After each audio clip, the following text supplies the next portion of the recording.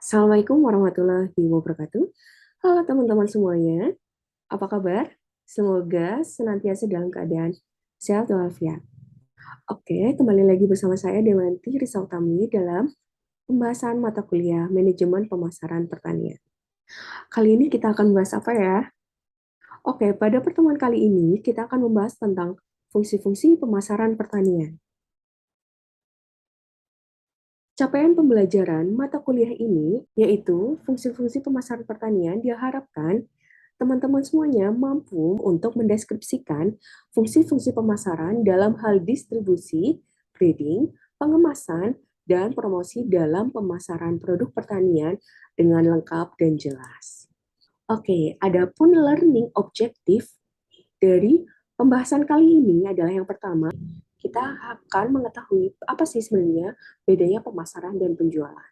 Kemudian yang kedua adalah kita diharapkan dapat memahami tentang peran dari pemasaran pada pertanian. Kemudian yang ketiga adalah memahami tentang fungsi-fungsi dari pemasaran. Sebelum kita menelaah lebih dalam apa itu fungsi-fungsi pemasaran, kita harus ingat apa itu sebenarnya pemasaran pertanian. Oke, dari pengertian ini kita mendapat beberapa poin penting yang ada dalam kegiatan pemasaran pertanian, yaitu ada perpindahan hak milik. Yang kedua ada penciptaan daya guna. Penciptaan daya guna waktu, tempat, dan juga bentuk. Kemudian kegiatan pemasaran pertanian ini dilaksanakan oleh lembaga-lembaga pemasaran yang terlibat di dalamnya, di mana lembaga-lembaga pemasaran tersebut melaksanakan satu atau lebih dari fungsi pemasaran. Apa itu fungsi pemasaran? Kita harus mengingat karakteristik dari produk pertanian. Jadi, kenapa sih dalam pertanian itu perlu dan penting mempelajari tentang pemasaran? Salah satunya adalah adanya karakteristik dari produk pertanian yang begini. Produk pertanian itu memiliki kualitas yang bervariasi. Dalam satu pohon pun, kualitas masing-masing buahnya itu berbeda-beda. Ada yang besar, ada yang kecil, ada yang buahnya bagus, ada yang buahnya kurang bagus. Kemudian produk pertanian itu sifatnya adalah mudah rusak. Kalau misalnya buah atau sayuran yang sudah dipanen itu apabila tidak dilakukan suatu perubahan bentuk atau pengolahan lebih lanjut, produk tersebut akan mudah rusak. Kemudian produk pertanian itu memiliki sifat yang bulky atau dia menempati ruang yang besar. Kemudian biaya produksi dari kegiatan pertanian ini berbeda-beda di setiap wilayahnya. Produk dari pertanian itu sifatnya adalah musiman. Misal ada musim durian, musim kelengkeng, musim mangga, dan lain sebagainya. Buah atau sayuran itu memiliki variasi yang berbeda-beda. Hal ini menyebabkan perbedaan harga pula. Selanjutnya, produk pertanian, baik itu sayuran, buah-buahan, atau yang lain sebagainya, di Indonesia itu menyebar di seluruh wilayah. Misal, di Jakarta, itu kan kota besar. Nah, sedangkan produk-produk pertanian ini biasanya ada di daerah-daerah yang memang khusus untuk menanam produk-produk pertanian. Seperti contohnya adalah produk hortikultura itu biasanya ada di dataran tinggi ya, seperti di Wonosobo, di Malang, dan juga masih banyak lagi. Nah, setelah kita mengetahui tentang karakteristik produk pertanian, kita juga harus dapat membedakan sebenarnya apa itu pemasaran, apa itu penjualan. Dua kata ini memiliki arti yang berbeda, walaupun sama-sama melakukan kegiatan jual beli produk. Kegiatan pemasaran itu adalah lebih luas, menyangkut segala aktivitas yang berhubungan dengan arus barang sejak di tangan produsen sampai ke konsumen akhir. Di mana dalam kegiatan pemasaran ini tergantung pada keinginan pelanggan dan pembeli. Kemudian yang kedua, produsen memproduksi sesuai dengan keinginan konsumen. Yang ketiga, orientasinya itu lebih kepada laba usaha dan Yang terakhir adalah orientasinya itu untuk jangka panjang. Jadi dalam pemasaran ini sudah di-prepare dari perencanaannya dia mau menanam apa, kemudian tanamannya itu nantinya untuk diolah menjadi apa, apakah dalam bentuk original atau sudah diolah, dan lain sebagainya. Kan bedanya apa sih dengan penjualan? Oke, penjualan itu merupakan salah satu dari kegiatan pemasaran. Jadi penjualan itu ada di dalam pemasaran. Apa sih sebenarnya penjualan? Penjualan ini adalah proses terjadinya pertukaran antara penjual dan pembeli. Produk yang sudah ada habis dijual. Fokusnya itu hanya terhadap produknya. Bagaimana produk itu dapat terjual habis, ini berorientasinya itu pada volume penjualan. Itu. Ini orientasinya itu jangka pendek. Kenapa jangka pendek? Karena fokusnya hanya pada bagaimana produk ini dapat terjual habis. Gitu. Seperti yang sudah saya bahas tadi, sebenarnya dalam pertanian itu kenapa sih harus mempelajari pemasaran? Nah, dalam hal ini kita akan membahas tentang peran dari pemasaran pertanian. Yang ada dua peran pentingnya, yaitu yang pertama, menyediakan produk untuk konsumen. Kemudian yang kedua adalah membantu manufaktur untuk menentukan produk. Jadi, help manufacturers decide on products, itu maksudnya adalah dalam hal ini kegiatan pemasaran itu membantu para pelaku usaha dalam bidang pemasaran untuk menentukan produk apa yang akan diproduksi, kemudian untuk siapa produk tersebut diproduksi, dan yang ketiga adalah kapan produk tersebut diproduksi. Yang mana dalam hal ini orientasinya adalah bagaimana caranya agar produk pertanian itu meningkatkan nilai jual pada produk tersebut. Dalam hal ini terdapat beberapa kegiatan pemasaran. Yang pertama, produsen. Pada gambar ini, petani dalam hal ini berperan sebagai produsen.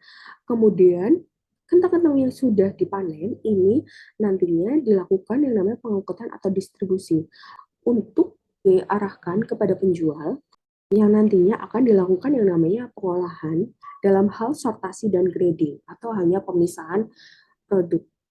Selanjutnya dilakukan yang namanya kemasan dan pelabelan. Akan dilakukan penjualan, yang mana penjualan ini sampai kepada konsumen akhir. Untuk memahami tentang kegiatan atau aktivitas dari pemasaran, mari kita menyaksikan video berikut ini. Kita simak baik-baik ya, mana saja sih yang masuk ke dalam kegiatan pemasaran. Oke, mari kita tonton bersama-sama ya teman-teman.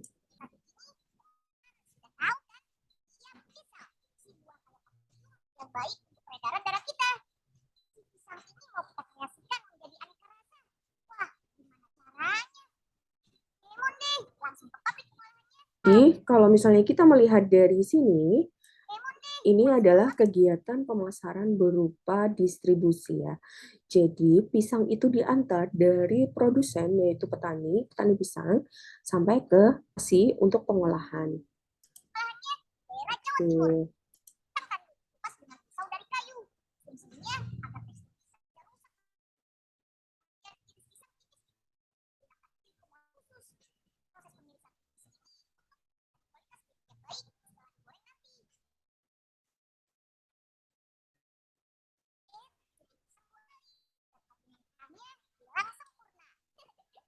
Lanjut, kita goreng pisangnya.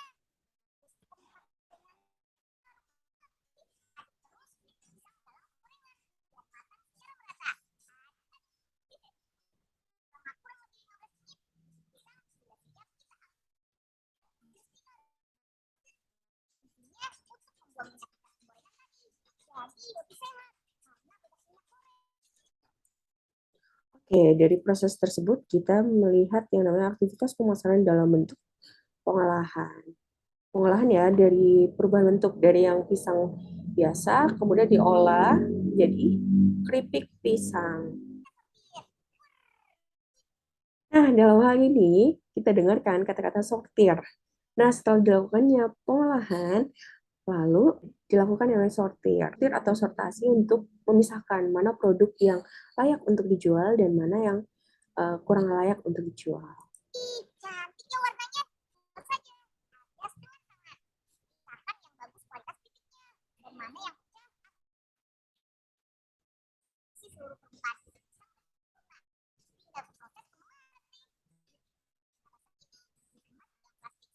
rasa dan rasa. Misalnya ada 8 rasa teman-teman. Yang baru nih, pisang rasa sambal petir. Oke, dalam hal ini kegiatan pemasaran berikutnya adalah pengemasan. Jadi setelah pisang tersebut disortasi atau dipilih produk mana yang bagus dengan kualitas bagus, kemudian diberi ke aneka rasa, lalu dilakukan pengemasan sesuai dengan rasa yang sudah diolah gitu. Dalam kemasannya, pisang aneka rasa produk bekas seperti ini bisa membuat 5.000 pieces. Harganya juga lumayan terjangkau, cukup dengan Rp15.000. Selain rasa, Nah, dalam hal ini pengemasan ya, pengemasan dan pelabelan itu berfungsi untuk menjaga produk agar tidak rusak atau tidak mudah kotor. Produknya itu dikemas dengan ada labelnya, jadi ada namanya kan itu Go Banana untuk memberikan identitas dari produk tersebut. pisang juga kaya akan manfaat loh. Nah, yang dilakukan oleh OTAN ini adalah kegiatan promosi. Jadi bagaimana ketika suatu usaha itu sudah memproduksi, tapi bagaimana caranya agar produk tersebut dikomunikasikan kepada para konsumen, agar konsumen juga mengetahui, oh ternyata ada produk yang bernama Go Banana. Dalam kegiatan pemasaran produk pertanian itu ada beberapa kegiatan ya yang sudah kita bahas tadi, yaitu ada distribusi, sortasi, grading, pengemasan, dan juga promosi. Selanjutnya adalah kita masuk ke pembahasan tentang fungsi pemasaran. Jadi fungsi pemasaran itu adalah kegiatan yang dilakukan untuk meningkatkan nilai guna suatu barang atau jasa ketika disampaikan dari produsen kepada konsumen, di mana kegiatan dalam fungsi pemasaran diperlukan untuk mencapai tujuan dari pemasaran, yaitu mengarahkan barang-barang atau jasa sampai kepada tangan konsumen. Fungsi pemasaran itu terdapat 3 fungsi. Yang pertama adalah fungsi pertukaran, yang kedua adalah fungsi fisik, dan yang ketiga adalah fungsi fasilitas. Fungsi pertukaran dalam pemasaran itu menyangkut pengalihan hak kepemilikan barang dalam sistem pemasaran, yaitu dengan terjadinya penjualan dan pembelian. Dalam hal ini contohnya adalah misal petani memiliki produk. Kemudian produk itu, karena petani memiliki produk, bagaimana caranya produk tersebut dijual? Nah, produk tersebut dijual kepada yang membutuhkan, seperti misalnya pelaku usaha, seperti tadi itu petani pisang. Petani pisang memiliki pisang banyak dan uh, pengusaha keripik pisang membutuhkan pisang. Terjadilah yang namanya pengalihan hak kepemilikan dari yang petani memiliki pisang, kemudian pengusaha memiliki uang, kemudian terjadinya pertukaran sehingga petani memiliki uang dan pengusaha memiliki pisang tersebut untuk kegiatan produksi. Pihak yang terlibat bisa banyak, seperti produsen, tengkulak, pedagang besar, agen atau distributor, pedagang antar kota, pedagang pengecer, dan juga konsumen. Di mana dalam hal ini, harga terbentuk dari bertemunya antara penawaran dengan permintaan dalam pasar persaingan. Sehingga dalam kegiatan ini terjadi penjualan dan pembelian. Ini penjualan yaitu harus mengetahui keinginan dan kebutuhan dari konsumen atau pembeli. Produsen harus mengetahui nih keinginan dan kebutuhan dari konsumen itu apa saja. Kemudian dalam hal ini pembelian itu ada di pihaknya konsumen. Jadi dalam hal ini konsumen mengumpulkan informasi dan mengevaluasi alternatif dari produk, jasa, dan pemasok agar nantinya memperoleh apa yang diinginkan dan sesuai dengan kriteria yang diharapkan. Di fungsi fisik terdiri atas pengangkutan atau transportasi dan penyimpanan atau pergudangan. Cara langsung diperlukan terhadap komoditas pertanian agar mengalami pertambahan guna tempat, pertambahan guna waktu, dan pertambahan guna bentuk.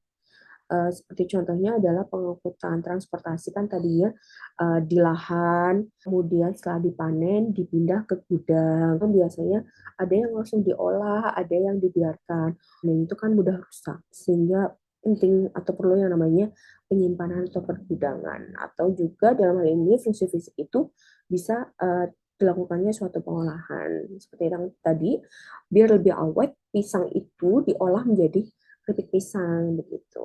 Kemudian terakhir adalah fungsi fasilitas.